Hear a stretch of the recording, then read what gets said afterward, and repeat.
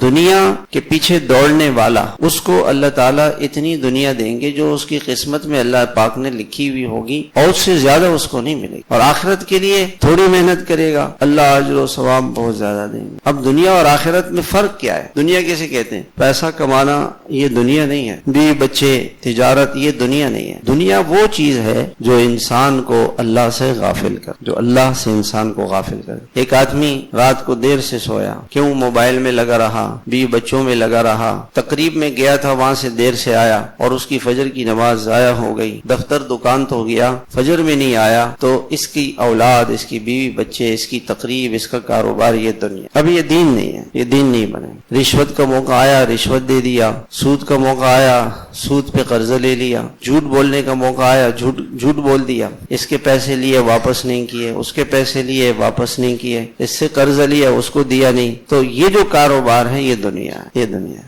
عبداللہ ابن عباس رضی اللہ تعالیٰ عنہ بازار میں تشریف فرما تھے، آذان کی آواز آئی، سارے لوگوں نے دکانیں بند کی